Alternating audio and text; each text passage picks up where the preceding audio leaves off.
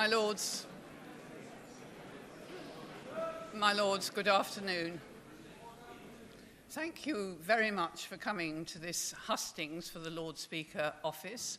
I have the privilege of chairing this meeting as a trustee of the Hansard Society. The Hansard Society has organised this hustings just as they did for the previous Lord's Mayor, I should say, rather than Lord Mayor, rather a different prospect. And as you will be familiar, they have also organised the hustings in the House of Commons for the Speaker's election there. So this is something we must be grateful to them and to the officers of the Hansard Society for organising on our behalf. We're also very grateful to all three of the candidates for agreeing to speak on this occasion. We have done the usual thing of asking them to draw lots. As there are only three of them, this is a fairly rapid procedure, and we have agreed a speaking arrangement is on the basis of that. And a seating arrangement is also on the basis of that, and I leave you to guess which way along the table we're going before I call the first speakers.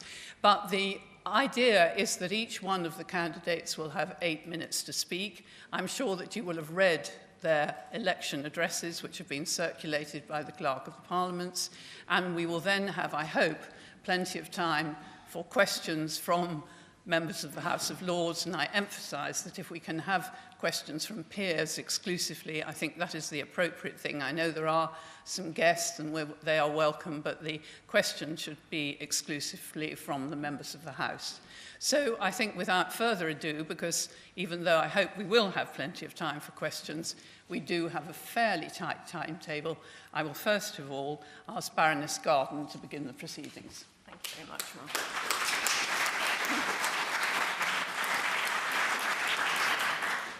Well, good afternoon, everyone. I'm Sue Garden, and I'm pleased to put my name forward as a candidate for the post of Lord Speaker. And in the next few minutes, I'll say a little about why and what I would hope to bring to the role. I was appointed 9 years ago to speak for the Liberal Democrats on education and skills. My husband Tim was the Liberal Democrat defence spokesman in the Lords, and in the 3 short years he was here, he gained great respect. But he was terminally ill at the time of my appointment, and despite his very best endeavours, he didn't live to see me introduced. But he gave me every encouragement to keep going. So when I arrived here, newly bereaved and definitely bewildered, I met with enormous kindness, friendship and support. So as well as the sense of privilege, which I'm sure we must all feel when we're appointed to the Lords, I have an immense gratitude for finding here a reason to go on, a sense of purpose, and the opportunity to contribute. I joined the Peers in School outreach programme early on. As a one-time teacher, I know how much it concentrates the mind to learn about something if you're put in a position of having to teach or explain it.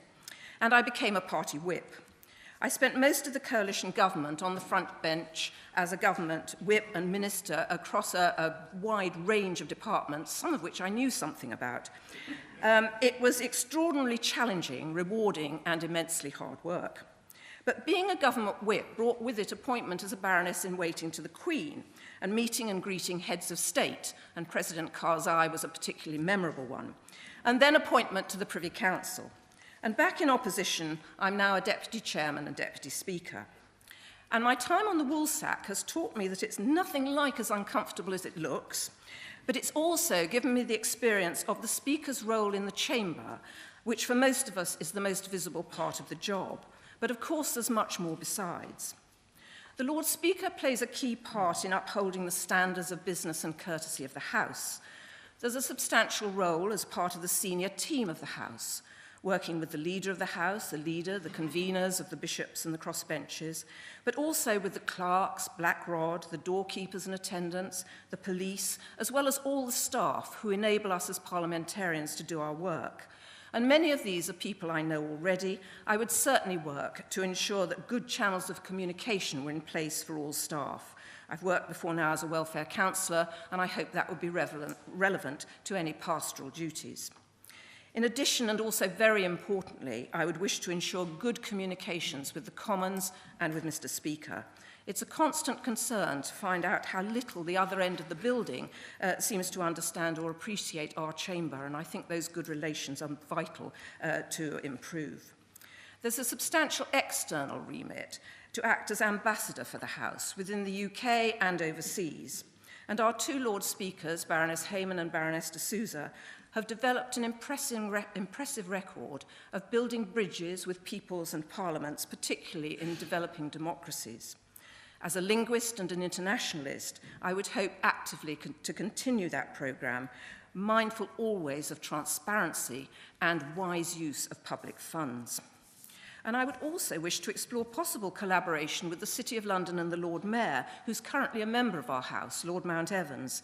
There could be some powerful work for the UK if the Lord Speaker and the Lord Mayor combined in a joint enterprise.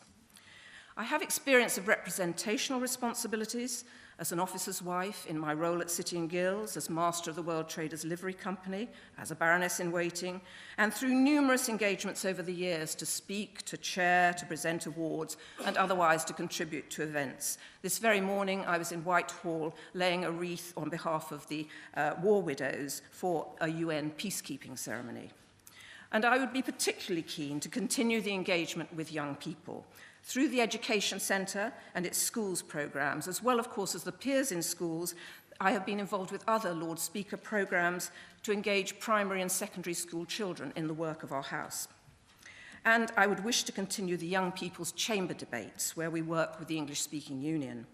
And there was another most impressive debate 2 years ago on the legacy of the First World War, where the chamber was filled with cadets and military veterans, and which generated thought-provoking contributions, and of course makes this House and the chamber more accessible to the next generation.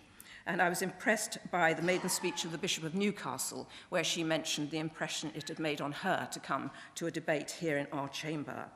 We have a real duty to engage people outside, and particularly the next generation, with our House and our Parliament. I'm well aware that the Chamber events take a great deal of organisation, but they are immensely worthwhile. It's likely, my lords, that within the next few years we shall have to move out of this magnificent and crumbling building. I'm no stranger to moving. We moved 24 times during my husband's Air Force career, so I'm very well aware of all the stresses and upheaval. But our move from this building will have the benefit of a highly professional team who will ensure that everything goes as smoothly as possible. And it will, my lords, give us a unique opportunity to review the ways in which we operate, to clarify the customs and practices which really add value to our work, and perhaps to identify some of our ways which might profitably be adapted to make our work more effective in this technological age. And we would also profitably take forward the recommendations of Baroness Shepherd's committee. My lords, I would have no wish to frighten the horses by mentioning change or modernisation. I do assure you that any changes we made would be incremental and, of course, always with the consent of our self-regulating House. I fully accept the political neutrality of the Lord Speaker. I'm proud to be a Liberal Democrat, but I worked with the Conservatives in coalition and alongside Labour in opposition. For most of my adult life, I had to be politically neutral, and so I would have no problem in reverting to that position in the interests of this very important role. My lords, I've studied the remit and responsibilities of the role. It's the sort of thing that women tend to do, and I've had very helpful conversations with our two Lord Speakers. They will both be very hard acts to follow, but I believe I have skills and experience which could help to build on their legacy. Were I to be elected, I would bring energy, enthusiasm, stamina, commitment to the task, and I would serve the House to the very best of my ability. Thank you very much indeed.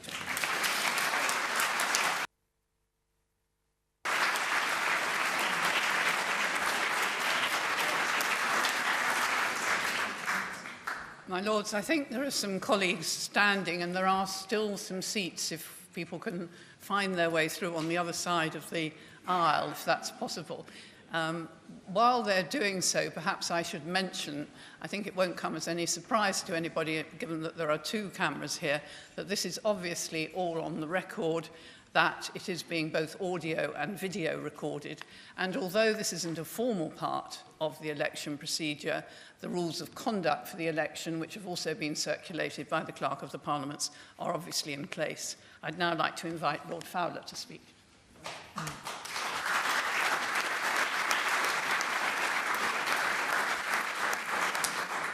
Well, my lords, welcome to the only political meeting at present which is not about the European referendum. No threats of swarms of locusts if you vote the wrong way. Well, only small ones in my case. No prospect of Hitler striding down Whitehall. Instead, we have an election for a crucial position inside our House. So let me tell you my reasons for wanting to be elected. My first and most fundamental reason is this. I've been in this House for the last 15 years, always as a backbencher. And in all that time, I've never felt that the value of the Lords has been fully understood outside, by the public, by the government, or indeed by the Commons. Basically, I want to do something about that. Any piece about us on television is prefaced with the inevitable picture of us all in our red robes for the state opening. One morning once a year. All too little on the important role of the House in checking legislation from the Commons, in holding ministers to account in question time and in debates, in examining policy with our exceptionally hard-working select committees. As I say in my mini manifesto, we need to get our case over better and more widely. And I would want to try to get over the message to the public that the Lords is a natural defender of public rights in this country. I would want to do this outside the House, in speeches, meetings, dinners. I would want to build on the very good foundations of the two previous Lord Speakers and to widen our audience. Certainly to continue to develop our educational role, but also to try to influence the opinion makers higher up in the age scale, and to do that with the outstanding talent that we have in this House. I see our role as directly in the public interest. This is not to criticise the MPs, but it is a commentary upon what happens today when bills in the Commons are guillotined and insufficient time is given. To give one example from my own experience, in the last Parliament, the government proposed in boundary review proposals that because of the size of the Isle of Wight, it should be given two constituencies. One was all on the Isle of Wight, the other was half on the island and half in Portsmouth. Its natural centre was the middle of the Solent, perhaps Lord West's territorial designation at Spithead. This was widely opposed locally, not surprisingly, but in the Commons, the Island MP, Andrew Turner, had only a few minutes to put the case before the guillotine came down and no opportunity of calling a vote on the proposal. If it had not been for the intervention of the Lords, my amendment, our vote, and a conversation with the Prime Minister, that flawed proposal would have gone through. We also need to get our case over to the government.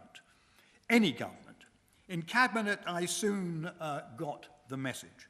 Prime Ministers want their business through without alteration. I remember Margaret Thatcher's exclamation after a defeat in the Lords, "What has happened to all those peers I made?" she asked. And on another occasion, we should just make them for one term at a time. Now, she didn't do either of those, but it doesn't unfairly summarise the view from number 10, not by just one Prime Minister, but by them all. So when we come to the forthcoming debate on the handling of statutory instruments, for example, we should proceed, I think, with care. I've absolutely no difficulty with the principle of the primacy of the Commons. They are the elected House and we are not. But the primacy of the Commons should not mean the unchallenged domination of the executive. As the Constitution Committee says, it is not just a question of Commons and Lords, it is also a question of the relations between Parliament and the executive. And that is why I think it would be very sensible to have a joint committee of the two houses to consider delegated legislation.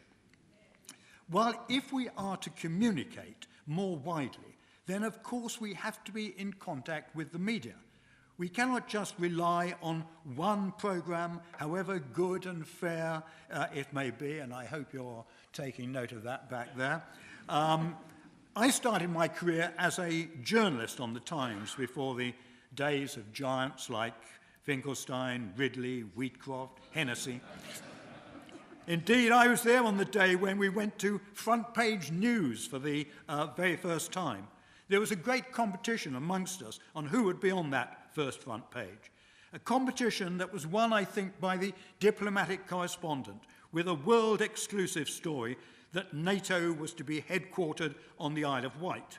It was certainly exclusive to us because, as it happens, it was complete rubbish. When I first came out of government, I chaired 2 regional newspaper groups in Birmingham and then in Leeds, and above all in the House, I chaired the Select Committee on Communications with a really strong team. So I have some experience in this area, and what I would aim to do is have straightforward relations with the media and responding when it is necessary to respond. Internally, obviously, there are a range of issues coming up. The next months could hardly be more important. We have issues of the size of the House, proposals for a retirement age, not to mention the very future of the building here. The first thing to say, I think, is that issues like this, the Speaker is the servant of the House and not an advocate for a particular cause to the exclusion of all else. The aim must be to reach some consensus. And to those that say it is impossible, then the prospect is that we might have solutions forced upon us, and that is certainly not remotely in our interest. No one wants the 2 houses in perpetual conflict, but nor do we want the Lords relegated to a position of irrelevance. These decisions on the way forward are decisions for the whole House, and I would want to help in reaching solutions.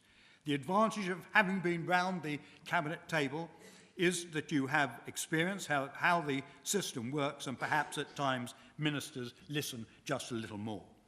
One last point. I've been in Parliament for 46 years. What I value above all of my 15 years in this House is the independence we have, the crossbenchers and the bishops certainly, but also all of us in our party groups. As I've campaigned on HIV/AIDS, the BBC, phone hacking and the other issues, I've used my own judgment, not a judgment forced upon me. The result is that I consider the last years in this House some of the very best of my political career. So, my Lords, I would see my role as to defend the independence of this House, to defend the rights of backbenchers, and to explain more widely the public purpose of this House. I believe that those are causes which are infinitely worthwhile and totally worth fighting for. Thank you very much.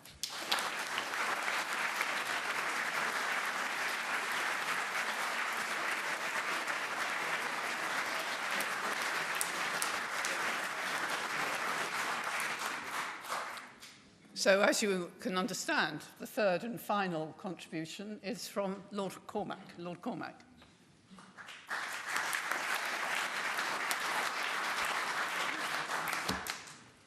Well, my lords, it's a very great pleasure and honour to be here and to follow that splendid speech by Lord Fowler, who would, as I'm sure Baroness Garden would, make an admirable Lord Speaker. But I'm here to offer myself and my services. And I would like to begin by thanking Baroness Boothroyd, my proposer, and I have to report to your lordships that she's just come out of hospital again, although she is on the way to recovery, and Lord Mackay of Clashfern.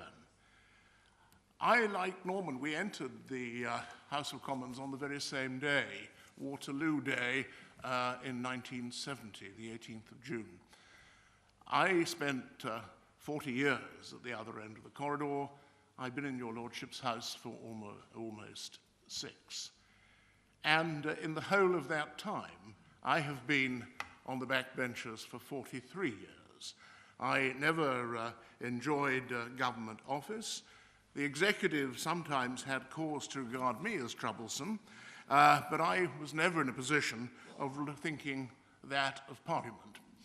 I believe passionately in Parliament, and as I said in the chamber again yesterday, I believe passionately that the government is accountable to Parliament and not Parliament to the government, and that applies to both houses.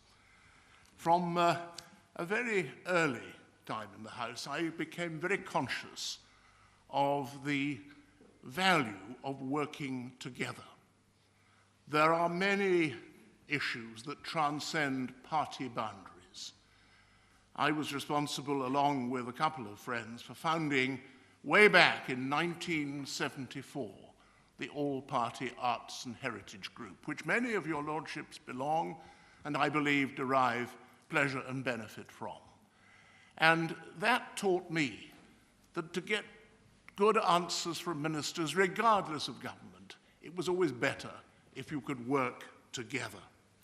And over the years in the House of Commons, I became increasingly convinced of the great contribution a complementary second chamber of experience and expertise can make, especially one that is in no sense challenging the unambiguous democratic mandate of the Commons, the superior house in terms of political power. It was because of that that when I stepped down as the party's Constitutional Affairs spokesman in the year 2000, in order, I have to confess, to unsuccessfully contest the speakership of another place, I formed with Lord Norton of Louth a small group to which many of your lordships belong, the Campaign for an Effective Second Chamber. And over the last 15 years, we have met frequently and regularly. We're all of us in that group determined to see a reformed non-elected House. Recently, we've been concentrating particularly on the question of numbers. But it was from that group that the Steel Bill came, and we got retirements. It was from that group that the Hayman Bill came, with the power, which I hope will never need to be used, of expulsion. And I believe, my lords, that that group has played a reasonable part in highlighting the need for constructive reform of the second chamber. Since I came to the Lords, I have seen at first hand how this place operates. I've been able to take part in the scrutiny of bills, which is light years ahead of the quality that one often sees in the House of Commons, in its thoroughness. I've also been privileged to sit on and take part in some major debates. And I shall never forget the absolutely magnificent coverage your Lordship's House had after the debate on the assisted dying bill introduced by Lord Faulkner a couple of years ago. No matter what side you took, there were wonderful contributions based on knowledge and made with passion. And my lords, that splendid debate was the House of Lords at its best. Now, I wish to offer myself as, for election as your Lord Speaker, to follow on, as has already been said by both of the previous speakers, two admirable Lord Speakers, and to build on the work that they have done. And although the office of Speaker is very different in this House from in the Commons, it is equally important that the Speaker is totally impartial and also totally accessible. Our companion puts it rather nicely in saying that it is the duty of the Lord Speaker to assist and not to rule. I would want to play a real part in the discussions over the possible decanting of this House. I realize it may have to happen, but I would hope we could do it and remain in situ. And I was talking only this afternoon to Baroness Campbell of Surbiton, for whom I have enormous regard, and she gave me permission to say this. She was talking about the real dread with which some of our disabled colleagues face the prospect of being decanted and all the problems that would follow. My lords, it may have to happen, but if it does, I would do my very, very utmost to ensure that no one was disadvantaged by it. I also think the Speaker Lord Speaker could play a real part in convening talks over the future and size of the House. I think it is important that we have someone, and Lord Fowler's already made this point, who is truly the champion and the spokesman of the second chamber. And I would want also to feel that the Speaker's apartments were indeed open to all. I believe that it is crucially important that relations, and this has already been touched on, with the Commons are much, much closer. I would like to have discussions, meetings in the Speaker's apartment, in the River Room, bringing together members from both houses to talk about matters of mutual interest and to understand how we all work and what we do. My rooms, if I had them, would be open to all people at all times. The ambassadorial role, again, has been talked of. And of course, it is vital to get around the country. It's also vital to represent the House of Lords in international gatherings, and that, again, I would seek to do.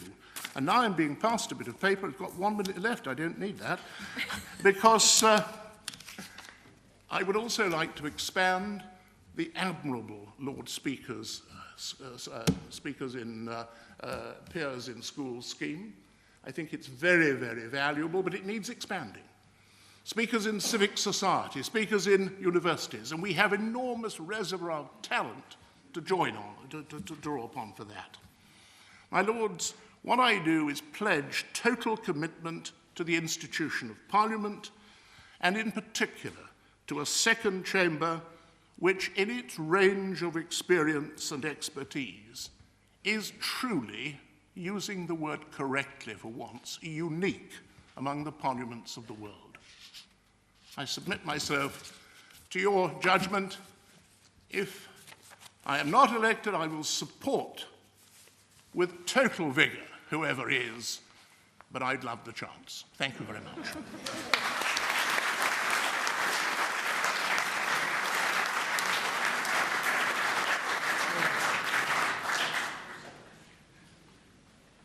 Well, my Lords, I think we've had 3 excellent presentations and speeches which have raised so many of the questions and the issues which confront the House and which many of us have already in many years been discussing. So it's very helpful to hear these marvellous forward-looking views of what might be done.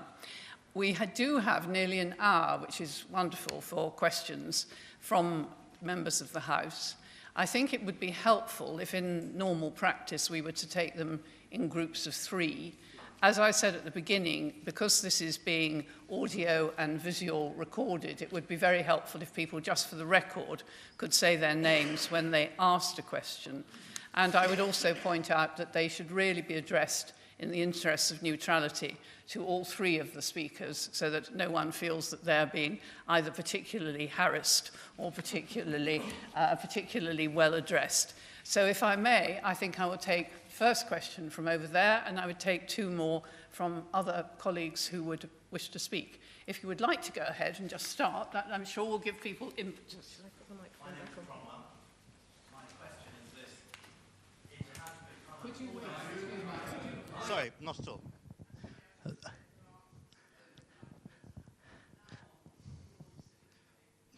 Thank you. Can you actually hear me on this?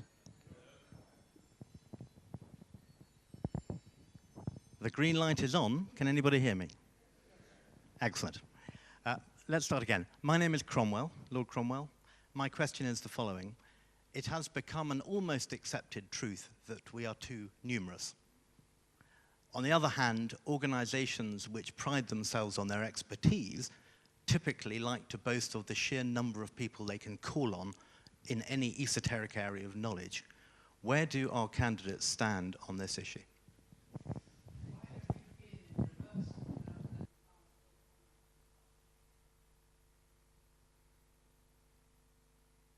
When I asked, I didn't get 3 questions to start with, so I said, Lord...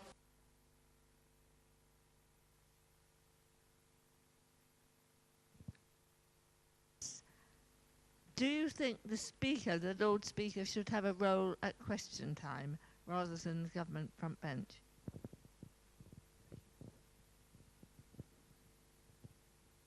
Baroness Thomas. I would go as Baroness Thomas. I would go ahead.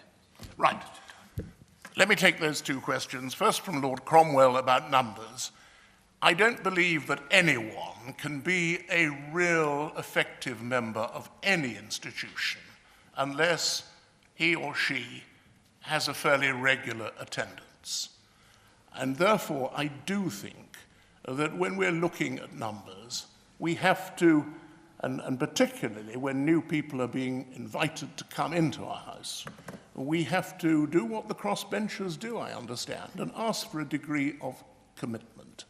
We do have a wonderful reservoir of talent. We've got to refresh it constantly, but it is very, very important, in my view, that we aim to get the size of the House of Lords to no larger than the size of the House of Commons around the beginning of the next Parliament. And there are various ways that this can be done. Obviously, retirement age is one of them, but there are others too. We already do have in the Steel Bill the attendance requirement that if somebody hasn't turned up at all in the last session of Parliament, that peer will not be coming to this session of Parliament. We might need to beef that up a bit. But when we are talking about these things, we have to be prepared to give and take and compromise. But I think if we had that aim, no bigger than the House of Commons, the beginning of the next Parliament, that would be good. And we could still maintain a real reservoir of talent. On the question from Baroness Thomas, who was asking about a role at question time, the servant, the Speaker is, as Lord Fowler said, the servant of the House. At the moment, the House has determined not to give those powers to the Speaker. There was going to be a review of the role of the Speaker after the first 5 years. It didn't happen. I think the House might consider that. And whatever the House decided, it would be the duty of the new Lord Speaker to accept and to do. But I don't think it would be right for somebody aspiring to the office of Lord Speaker to come in with a great raft of proposals because the Speaker is the servant of the House and the House is a self-regulating House. Yeah, just to emphasise that second point, that it is, both these issues are matters for the House. But you ask our personal view, so I'll give you my personal view.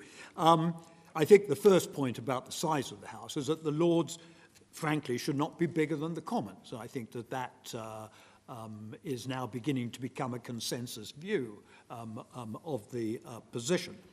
And I think we might start by, frankly, a self-denying ordinance about appointing new peers. I mean, I don't think we need any more just at this moment, with a great respect to some outstanding candidates who I'm sure are just waiting to come.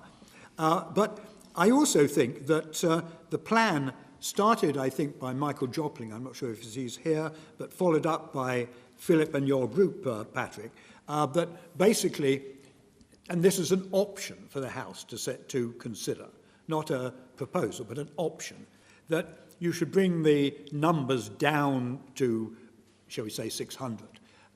And that there should be 20% crossbenchers and bishops. And then you should seek to divide the rest on the basis of support in the country at the general election.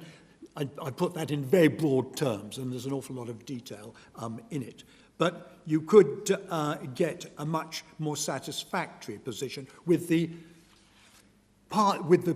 political groups, the party groups, taking the decision on who the people are. That's the important point, rather than having arbitrary things like retirement ages and the rest.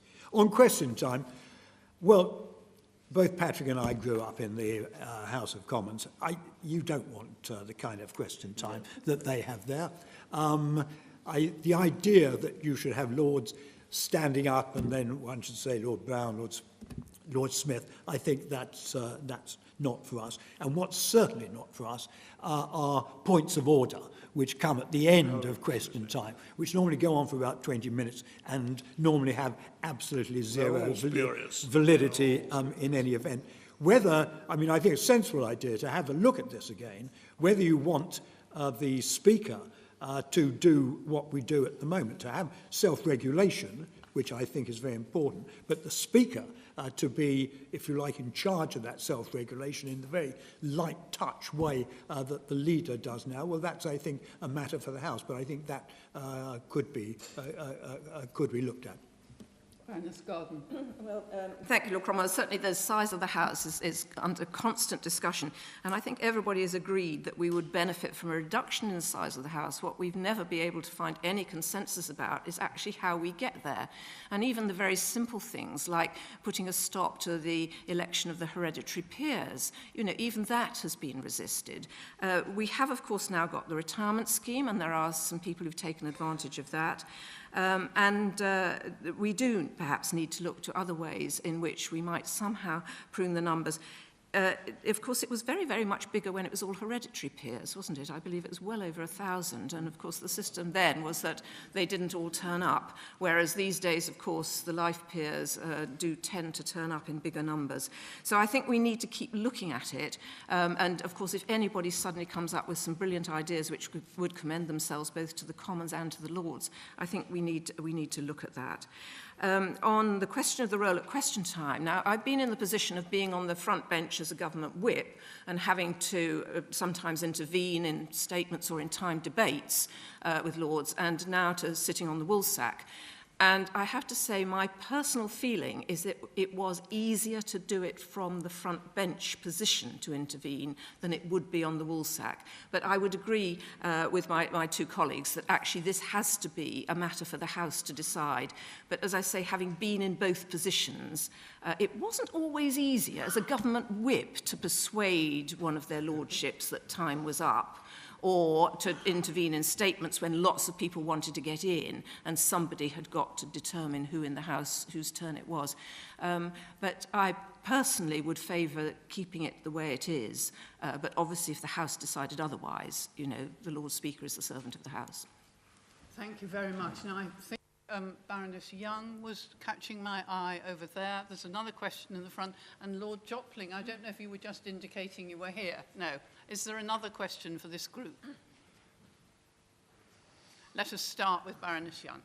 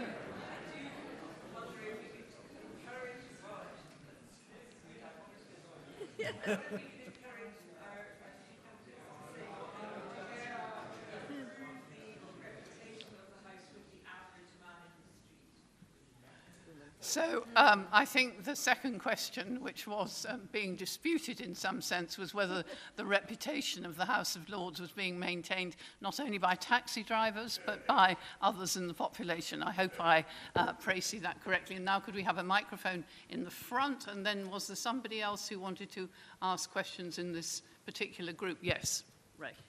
But first, yeah, please. Baroness Jay, I hope you'll forgive a very trivial question, which is primarily directed at Lord Cormack, but it will, of course, be applicable to anybody else. It's really just to clarify one point. Do you mind? I'm sorry, just for the purposes of the tape. Oh, I'm so sorry, Lord Helsham. It was put to me that Patrick doesn't fly, I mean in aircraft. Now, I happen to know that that's not true. And it would, it was said, inhibit his ability to do the international side of the work. It would be very helpful, I think, if Lord Cormack could clarify the position. And if anybody else wants to comment, well, so be it. But it's simply to clarify a matter which was specifically put to me, which I happen to know is inaccurate. And you think might inhibit this role? Just about 3 or 4 rows back. I've always felt that when we... Oh, Lord of Highbury. I've always felt that when we're debating the future of this House, we quickly get onto its composition. And neither the other end or the public truly understand what its purpose is.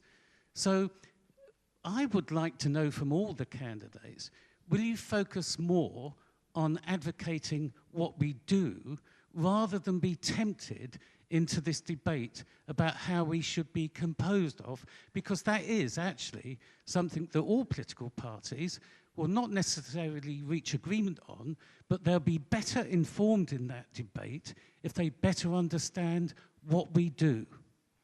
3 rather disparate questions from Baroness Young, Lord Hailsham and Lord Collins. I think it's your turn, Lord. I think it is Lord Fowler's turn to begin. That's a pity. Right.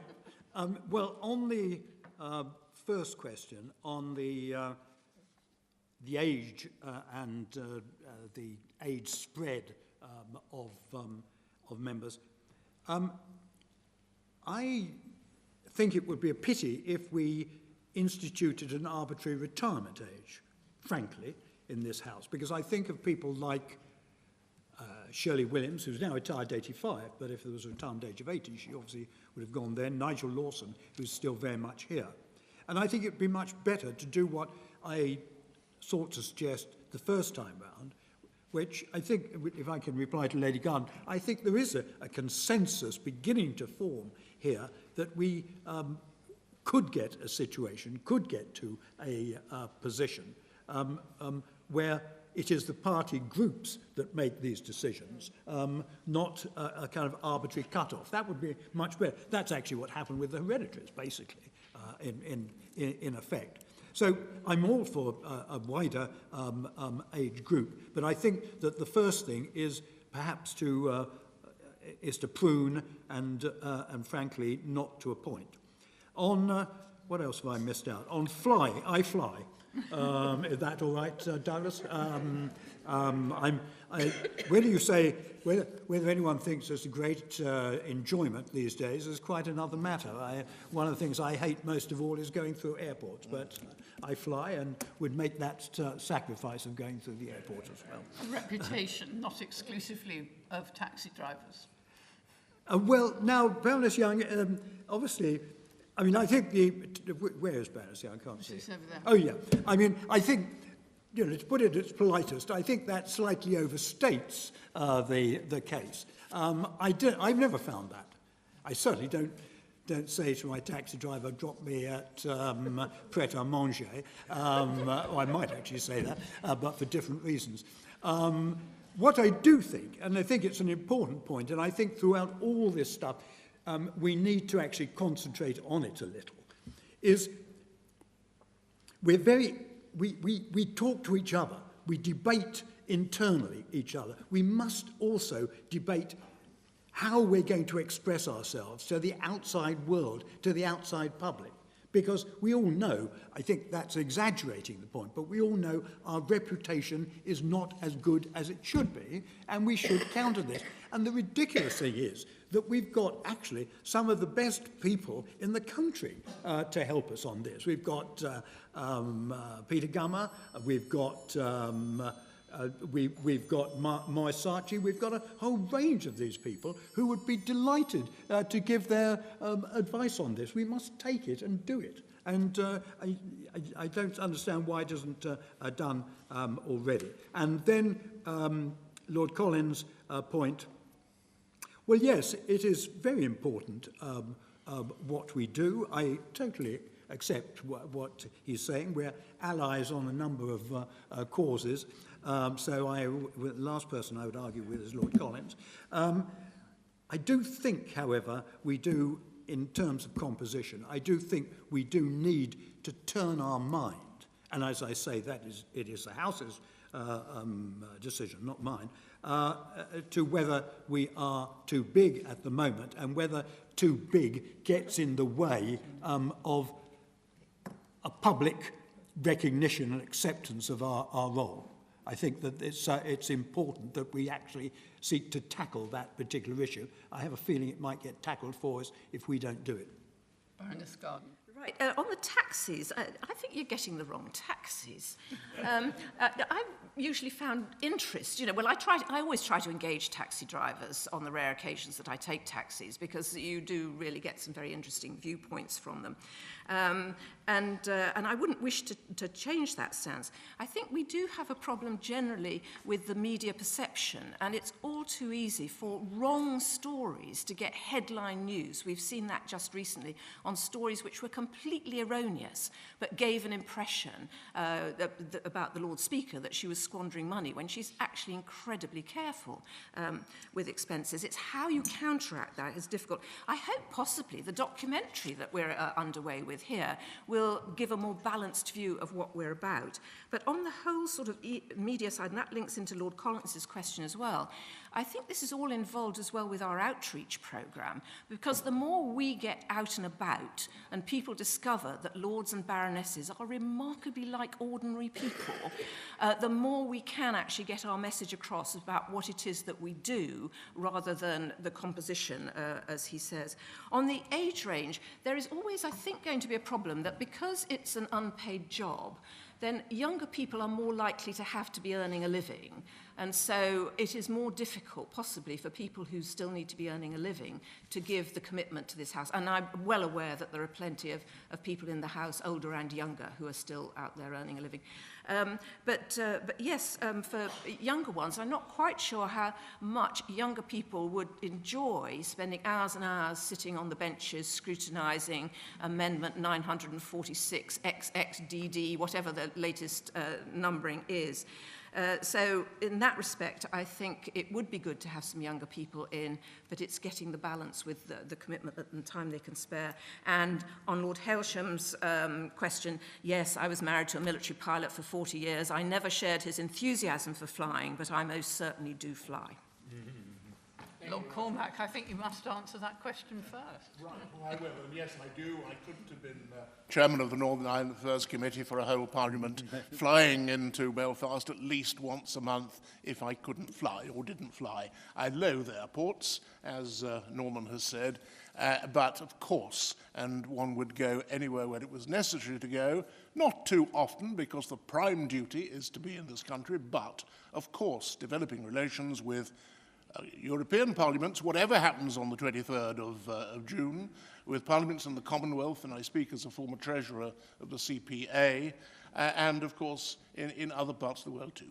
As far as Baroness Young is concerned, age, well, one of the things that we have is a great reservoir of talent and experience, and it does tend to come with age. And I think that in an age where people are living longer, it's rather good that in the House of Lords we do have people. I share Norman's view about an arbitrary retirement age, and indeed the Campaign for an Effective Second Chamber produced a very widely commented on discussion paper in the autumn of last year, in which we put forward a number of these options, and indeed the choosing by parties or the House itself as an electoral college choosing were among those options. And there are many things that can be taken forward there. Taxi drivers, yes, I agree with Baroness Garden, you're getting the wrong taxis. I always say where I'm going. I frequently have a spirited discussion with the taxi driver, and they often ask me what the House of Lords does, and when I tell them and they drop me off, I've actually had 2 or 3 say, well, thank you very much, I didn't know that. And it's really good to know. So I think we have nothing to be ashamed of, and much as I approve of boots and pret-a-manger, I will still say, please take me to the House of Lords. And on Lord Collins's point, I agree with him entirely. It is the purpose, the role, the function of the House that we need to explain. And we need to explain it to Rotary clubs, to civic societies all over the country. And of course, the Lord Speaker cannot do it all, and so we have a wonderful group of people who are in the Peers in School scheme that can be expanded and developed. But we need to tell people what we are doing. And again, the Campaign for Effective Second Chamber has taken a lot of advice from those who are good at explaining and projecting, and we need to do more of that. And I would see this as a very, very central function of the Lord Speaker. And I'm glad that Norman took a similar line on that one. Thank you very much, Lord Cormack. I've now, of course, got many hands. I'll start with Baroness Tongue over there at the back. So she's Jenny Tongue. I fear this could be very unpopular, but I think one of the problems we have is our image.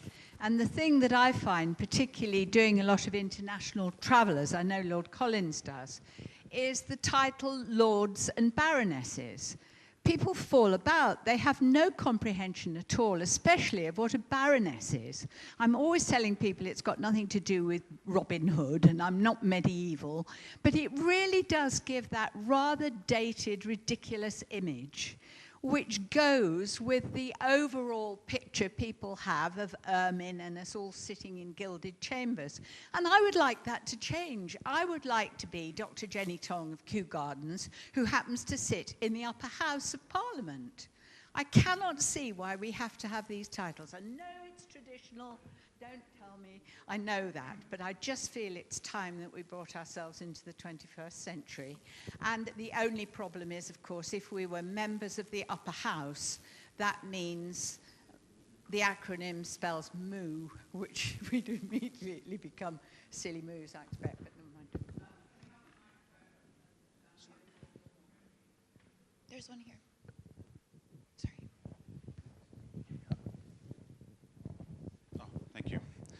Thank you.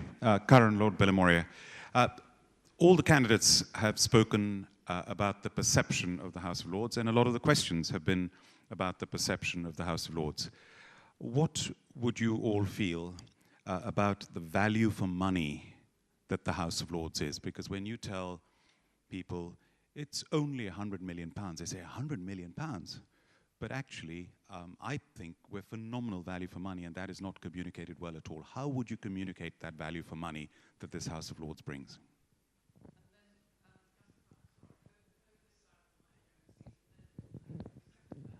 Hi, Lord Balfe. I'm in the Peers at school, and I always start when I go to school, I say, well, look, let's demystify this. I grew up in a children's home, and I'm now in the House of Lords. So start off with an easy thing that they can grasp. But I want to just ask about the internal arrangements here. One of the most frustrating things I've found is that nobody seems to be responsible for anything, whether it be the sudden disappearance of the internet or other matters. Now, there are a lot of noble lords who live outside London.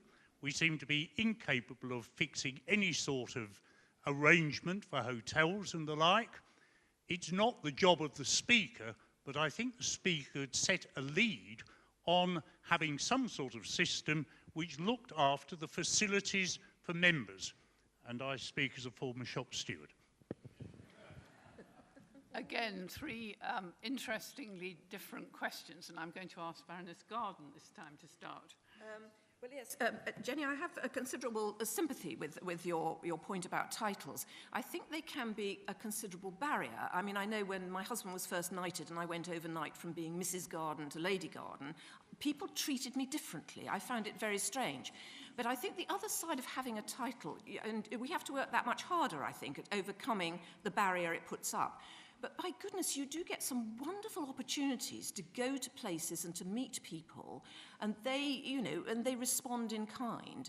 And so I think it's a very difficult thing. So instinctively, I don't like the thought of titles, but I do think that we can do a tremendous lot of good work by virtue of being members of this House and carrying with us some of that stardust, if you like, however wrong it may be, into events and activities outside. And you can do good work with charities and the like, because people actually want you to be a patron. It may be the wrong thing to do, but until we actually change the UK, I think probably we have to use it to the best that we can. on that. On value for money, yes, I agree. I think it's very difficult to explain that. And I come back again to the more that we can get out and about and talk to people about what it is we actually do, I think the more understanding there will be that our job is a key part of the parliamentary process. But it depends on all of us actually trying to convey to people the work that we do. On the shop steward question, I'm not sure that the Lord Speaker should be actually particularly responsible for that, but I think we do have committees which could perhaps be beefed up, which they are going to be, of course, to look at the facilities for members. And I hope, again, we would work across the House to try and make sure that happened.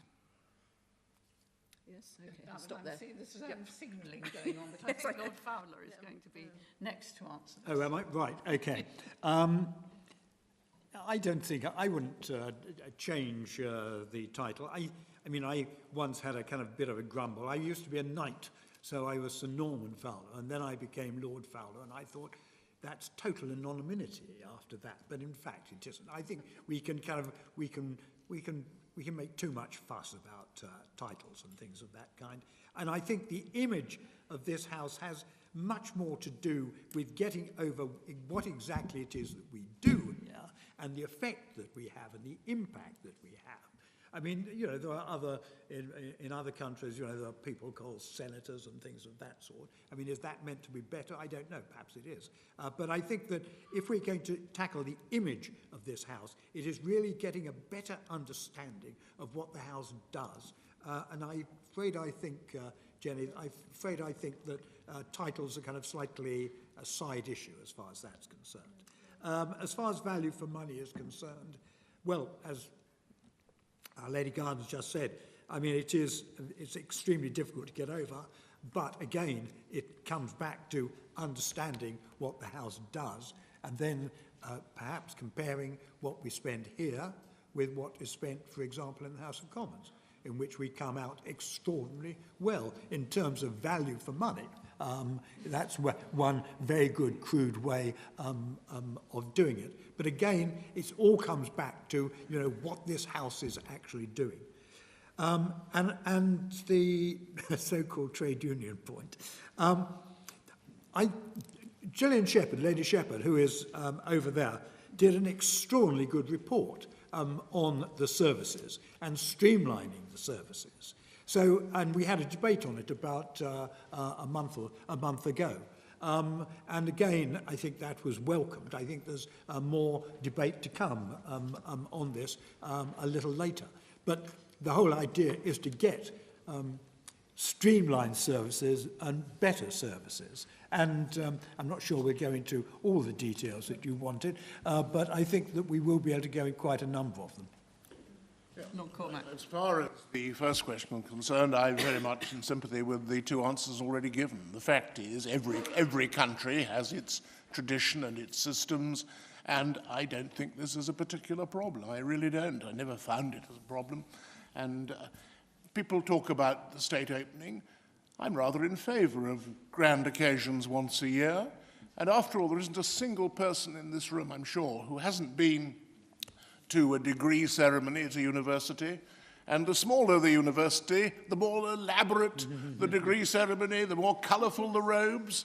And do we criticise? Of course we don't. And I think we just get it in perspective. As far as Lord Bellamoria's very good question is concerned, there's a very good answer to that. Just compare what the cost would be if we had a fully elected House and all the members had got the sort of staffs that you have in the Commons nowadays. And when Norman and I entered the House of Commons, we had one allowance a year of £500 and free travel between the constituency and London, not even in the constituency. By the time I left, which was some years after Norman here, well, you all know about the expenses. And so I think we are remarkably good value for money and shouldn't be ashamed of saying so. I endorse entirely what Norman Fowler said about Baroness Shepherd's report, which was debated and was very favourably received in all parts of the House. there are ridiculous barriers at the moment where people don't know who's responsible for what. And she gave this wonderful example of the paper clips and all the rest of it. But the fact is we do need to improve our system.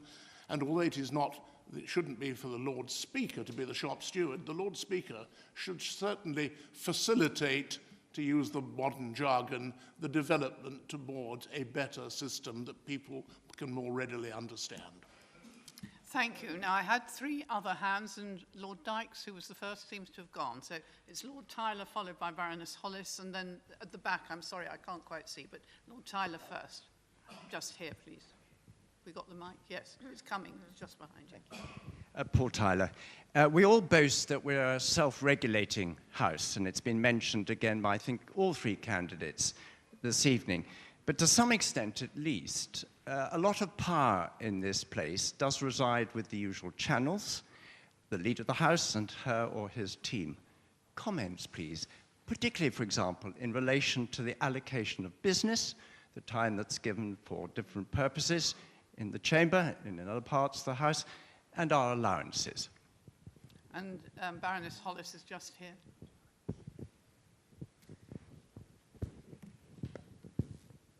Patricia Hollis.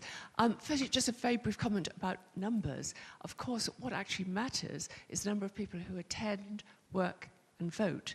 And it's seldom more than 500, well below the House of Commons figure. But the substantive point I wanted to ask is the relationship with the House of Commons. We expect government of any complexion to be impatient and irritated with delay or scrutiny in this House, which appears to hold up their programme.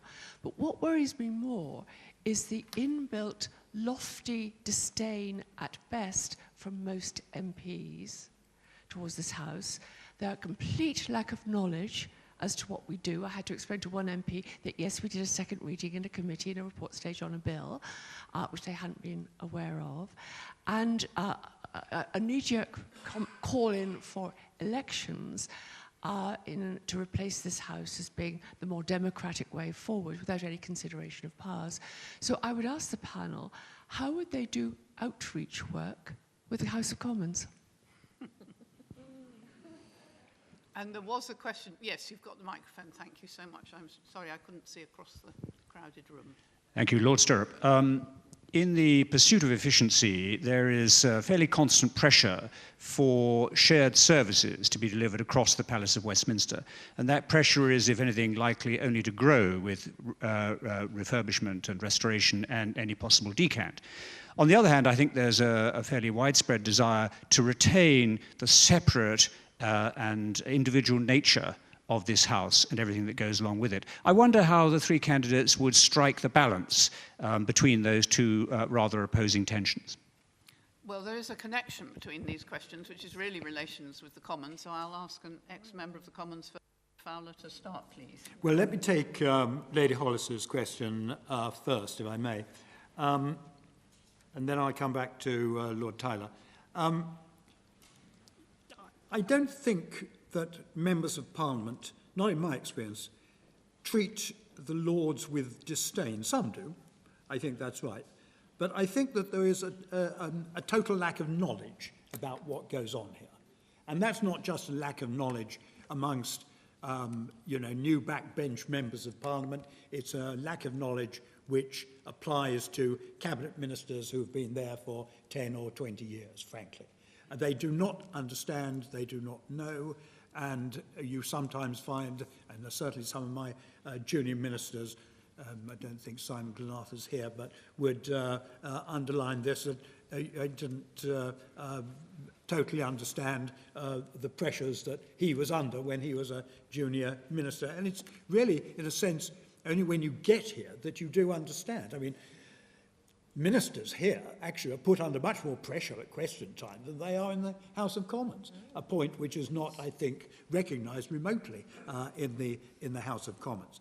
But it should be possible to change that. I mean, you talk about outreach. Well, we only have to outreach 200 yards in the case of the House of Commons. And it's one of the real mysteries, and more than a mystery, that we live in two separate worlds, and the worlds never sort of seem to kind of come together. And we made, I know my party at one stage made an attempt to bring people in and to explain. I think what the Lord Speaker can do is to actually spearhead that. I mean, she's got all the opportunity of bringing people in, talking about the House of Lords, illustrating what they do, and I think that actually would be quite popular for quite a lot of members of the House of Commons. In terms of shared services, well, as Lord Sirp says, it is a balance. I totally accept. I don't think there's anything other than it's always going to be a balance. I agree that there are some services that one wants entirely exclusive to the Lords. There are others which it isn't necessary to do that, and in fact, I think, Lady Shepherd, it's about 65%, 64% of services actually already, or the financing of them already shared. I mean, I and the late John Roper fought an unsuccessful campaign for the two libraries to come together. It's always seemed to me kind of fairly odd that we should have two libraries side by side and not having a kind of common one. And I speak as someone who used to use the library. I actually speak as someone who is married to a clerk in the House of Commons library for 35 years, so I do know a little bit of balance on that. Very enthusiastic about me going back into politics in this way, incidentally. And I just think it's a matter of debating each particular issue as it comes up. Now, usual channels. Paul Tyler's point. One does get irritated when there were very good debates we could have. I took part in the BBC debate where we were confined to 1 minute each. I think actually that is A, a farce, and B, it brings the House into some contempt. I think, we had the Director General of the BBC turned up to listen to this debate. I don't know what the hell he made of it at all. I think we need to address these points and not say, well, because it's always been, the dinner hour's always been organised in this particular way, then it's got to be organised like that forever and a day. So a kind of a good review of the kind that I think, Paul, that you're pointing to, I think would be an excellent step forward. Lord Cormack. Well, starting with Lord Tyler, yes, these are complete farces. We had the Archbishop of Canterbury, Rowan Williams, once given a minute. I mean, that is just absurd. And so there ought to be more flexibility. We actually had an announcement today, at a meeting I was attending, to say that there were more people who'd put down to speak in the 1 hour debate tomorrow than in either of the 2.5-hour debates. There ought to be flexibility, so that sort of thing can be addressed. And I think the Lord Speaker could play a part in making constructive suggestions in the appropriate quarters. And of course, the other thing that the Lord Speaker does have, after consultation, I appreciate, is the granting of private notice questions. One of the things that I feel is that there are very often enormously topical issues that appear to bypass Parliament. And that is particularly the case when we are sitting and the Commons is not. And so I really think that could be done and should be done. And I also think there is a case for saying that the lists for speakers for debate should close perhaps a little earlier, or when a particular number has been reached. Because we had, for instance, 60 speakers yesterday, 60 speakers the day before, each one of us rationed to 5 minutes. It would have been, I think, perfectly reasonable to say that when you've reached 45, you close the list. But that's just a personal view, but it does address the issue that is clearly exercising Lord Tyler, as it exercises me quite frequently. The Baroness Hollis and relations with the House of Commons, I agree with Norman Fowler that I haven't met much disdain, but I've met masses of ignorance. Yeah. And what I would seek to do, if I were Lord Speaker, is I would invite on a regular and frequent basis small groups of MPs, cross-party, of course, to meet with small groups of peers in a very informal way, but just so that they can have some idea. I also think that there would be a real merit in our producing a volume about the House of Lords, similar to our companion in size, but specifically aimed at members of the House of Commons. I think it would be an extremely good idea. And it wouldn't be a bad idea to have a reciprocal volume from them, because there is a degree of ignorance in our House about the Commons. And most hostility is based on ignorance. When people know things, they tend to be much less hostile towards them. On Lord Stirrup's point, yes, it is a question of balance. We have the 64% figure from Baroness Shepherd's report.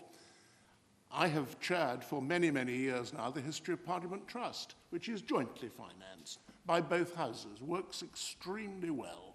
We produce those wonderful academic volumes on the history of Parliament, and we have trustees from both houses. It's financed from both houses. It works very well indeed.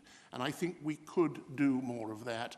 I do have sympathy with Lord Fowler's point on the library, and indeed I made that point in support of him when we had the debate on Baroness Shepherd's report. Baroness Garden. Yes, on Lord Tyler's ones on the usual channels, I think probably if there was rather more transparency about how these systems worked, it might be helpful, because I think very often it's sort of the end of the conversation, isn't it? Well, why are we doing this? Oh, usual channels. I think if we had a little bit more explanation of quite what the debate was gone on before the decisions were taken, it might help those of us in the House.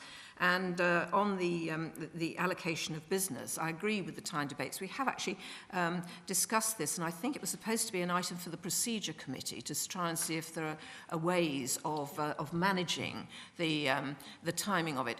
One of the difficulties about cutting off the speakers list is you might perhaps get, a group all flooding the speakers list as soon as the list opened, and you might get a very one-sided debate, and so there are difficulties in which way you do it.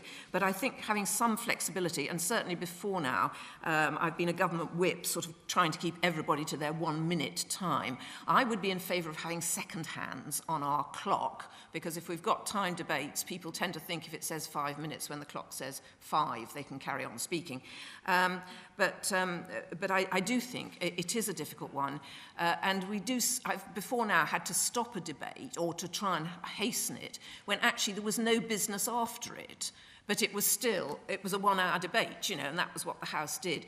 And so we don't really have the flexibility to make different decisions when the business dictates. And on the allowances point, I think there is a point for reviewing again the allowances. I happen to live in London, but I have colleagues who live in far-flung parts of the country who actually don't find £300 is a particularly generous amount for trying to get overnight accommodation in London, because most of us are beyond the age when youth hostels are an appropriate way of spending our nights. And so I think there is a case that we need to look at again for the people who actually have overnight expenses. But of course, we got into this because of the difficulties before of people being creative with their first homes. And on Baroness Hollis' points, yes, I agree. I think it is an ongoing difficulty. I was quite struck during the Queen's, one of the times when the Queen was here and we were in the Peers Gallery, the Royal Gallery, and there was an MP who'd been an MP, to my certain knowledge, for 30 years, who was looking around with interest and saying, "Oh, Waterloo, Trafalgar." And I said, "Well, surely you've been here." "No, I've never had any need to come this end of the building," she said. And I thought, doesn't just native curiosity sometimes drive you to go and look at the other, regardless of what we actually do? But I would agree with my colleagues here that I think it's the sort of thing that possibly the River Room could be used for, is actually getting small groups together in the way that the Speaker uses Speaker's House to get groups together. And I think the River Room has been used for these things before, but it is a good forum and it's a good size to get small groups together to try and make sure the message filters through. I have to say, in the Liberal Democrats, we regularly have joint meetings between the Lords and the MPs, which we did even before we had only 8 MPs. And I do recognise that it is an easier issue for us, particularly now, than it is for the other groups. But we certainly always, as I say, when we had rather more MPs, we always tried to make sure that we worked, that the peers and the MPs knew what each other were doing, and within a party arrangement. On Lord Stirrup's thing, yes, the shared services, and I was remembering 2 Lord Ropers working with Lord Fowler on trying to get shared libraries. Do you know, if we actually have to move out of this place, this is one of the things which will concentrate the mind, won't it? And will give an imperative to try and make sure that we are getting ourselves in a more joined up way between the 2 houses. But the communication between the 2 houses certainly does need to be improved. Well, my lords, I think, I hope you will all agree that we've heard some very authoritative answers to many wide-ranging questions. I think it would be helpful to take one more set of questions, and I already have 3 people now who have said that if we want to pursue it beyond that, we will do. But may I first of all ask Lord Lexton, who is over there, and then there are 2 people on this side, if the microphones can be brought this side. Thank you. Alistair Lexton. In order to help secure the fuller public understanding of the work and role of the Lords, on which great emphasis has been placed, should the Lord Speaker give press conferences from time to time? Should he have a small, dedicated press office? And as far as Lords and Commons are concerned, why not the occasional joint sitting of both houses, for which there are good historical precedents?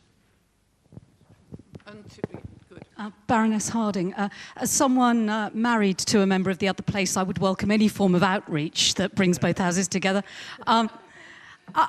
As we've been discussing this afternoon, we've had lots of different views on what should change and what should be protected in our traditions. I wondered if, on a scale of 1 to 10, where you would place yourself on if 1 is protecting and championing the great traditions of this house, and 10 is championing and nurturing change. Where would you sit?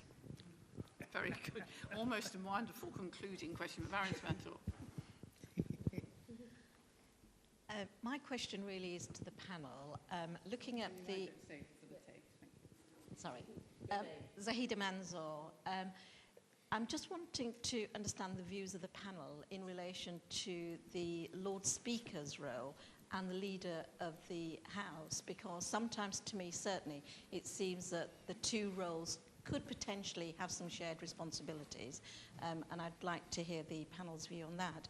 And secondly, what the panel, each member of the panel, would do to include new members of the Lords much more, and what advice and expertise can they give to them?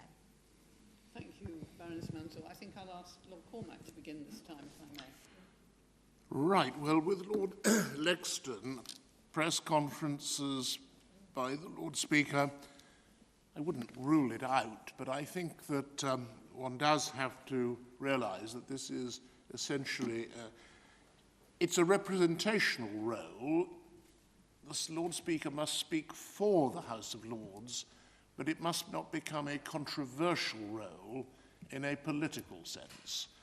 And so I do think that one has to handle that with great care and delicacy. Press office, that's a different thing, and I think that to have somebody who can ensure that a response to some of the ridiculous stories that appear, such as the amount of champagne that is allegedly quaffed by members, when in fact the proof is that something like 95% is actually bought for gifts and things of that nature.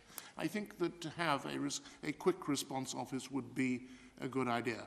As far as joint sittings are concerned, well, of course, we do have joint sittings from time to time, as when we all sit in Westminster Hall and President Obama or the Pope addresses us. I think that's fine. We're certainly not ready for it yet on a business basis, and I would, whilst I know there are historical precedents, I think they want treating with a great degree of care. Baroness Harding,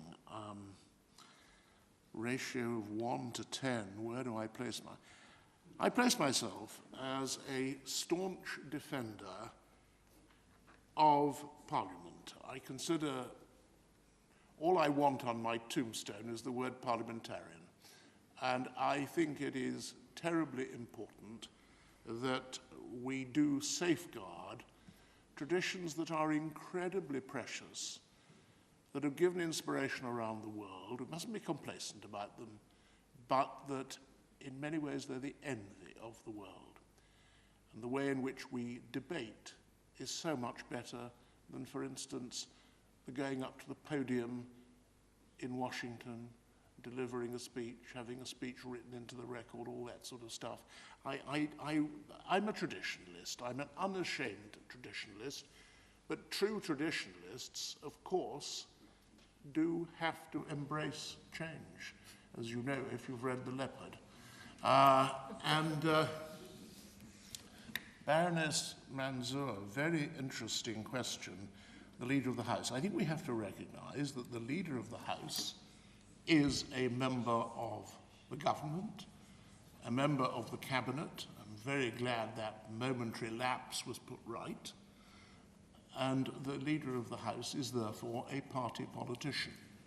The Speaker is above and beyond party politics, and therefore should be the person who speaks, as it were, for the House, although one would always hope that there would be, and I would certainly want to have the closest and most cordial relationships with the leaders of all the parties and the convener of the crossbench peers. And it's essential to meet on a regular and frequent basis. That's absolutely essential. But when it's the House, just as when a visiting head of state comes to the Royal Gallery, it is the Lord Speaker and Mr. Speaker who speak for the Lords and the Commons, respectively. That is as it should be, and I think it's a role that could and should be developed. How do we involve and embrace new members? And you speak as a relatively new member who's already made a considerable impact here. But I think what you do as Lord Speaker is you make sure, I mean, most parties have their mentoring system, so there is a senior member looking after the new one coming in. But I think it's important that new members do get to know the Lord Speaker very quickly, and that they know that the Lord Speaker's door is always open for them. I have absolutely no implicit criticism in saying that, because I believe that both of the Lord Speakers we've had have done precisely that. But it is very, very important that that tradition is maintained, built on, expanded. Baroness Garden. Yes, thank you. Yes, Lord Lexton, I think I would share the reservations about the Lord Speaker being the person who fronted up press conferences. I can see there might be particular circumstances where that was an appropriate role, but by and large, I wouldn't see that as the main role of the Lord Speaker on general issues. But having a press office which can respond rapidly is a very important issue. And of course, the trouble is the damage is done, isn't it? You get a misleading story splashed all over the front of the pages, where you may a few days later get an apology on an inside page. But which is why I think we go back to trying to prevent that in the first place by having a more active understanding with the media and with our outreach programs on that. The joint sitting is an interesting idea. I can't say I'd really thought of that, but I can see the question is, would you be on the red benches or the green benches? You know, there'd be sort of tricky problems like that you'd have to solve. But it might, again, lead to better understanding between the two houses, rather like the chamber debates, which we do anyway. So an idea worth exploring. Baroness Harding, yeah, this really is, you know, have you stopped shooting your wife sort of question, isn't it, I think? So my instinct is, again, as a comparatively new member, is to look at the things in this technological age which is obviously part of where you're coming from, to try and see how we can adapt the way we work. And I've seen changes in the 9 years I've been here, where we've changed the way we work to be more effective for this age. So I certainly wouldn't be against any change, but I am very well aware that some of our traditions and courtesies and practices actually are a valuable part of the effectiveness of the house. So it's always getting the balance between what we do, which actually is effective, and what we do, which really could do with some tweaking. So I don't think I want to sort of ruin my chances totally of Lord Speakership by putting myself anywhere on your particular grade, and you really don't want to be in the middle either. So I think we've got to look both ways. And Baroness Mansour, yes, I think the Lord Speaker and the Leader of the House, I think the really important thing is that they both have constant dialogue and get on, you know, and speak with, and they do meet regularly, because they are two very different roles at the moment. And I don't think it causes too much tension. It might do, perhaps, but as long as there are good channels of communication, I think those are two separate roles to do. On the matter of induction, I'm absolutely with you. I know the parties and the groups tend to have their own mentoring and induction processes, but the Lord Speaker too has initiated various induction sessions. And I think it might be quite interesting, perhaps, for the Lord Speaker to facilitate the best practice from the different groups in the House, because it can be quite daunting, even for really quite grown-up and experienced people to come to our House. And I think actually having some sort of support system, which perhaps is common across all parts of the House, instead of relying on particular groups, you know, to do it in their own way. So I think that would be something I would be very interested in taking forward. Lord Fowler. Well, very briefly, because I think we're coming to the end, but I think on the press conference, if it's something important, very important, then I think that there might be a justification for doing that. I think what one has got to remember with the press and with television is that if you're going to respond, you need to respond quickly. And there's no point in responding, you know, 2 or 3 days later, because the story has actually moved on. So that does put a strain on the system. I found that when I was doing the Select Committee on Communications, we worked with the press office there with our reports. I thought they were excellent. I think the fact is press officers will do what you ask them to do. And so if you say, you know, we want to respond rapidly, that's what they will try to enable you to do. And that's what I think we should do. So, I mean, I think the press office is crucially important. But I do think that from time to time, the Lord Speaker is able to give interviews, for example, on the BBC, not necessarily the Today programme, but on some of those other programmes that are around, many programmes that are around. And if that adds to the understanding of the House, I think that's an altogether good thing. So I think we should be a little more proactive, perhaps, in that area, and totally more proactive when it comes to getting the case for this House over.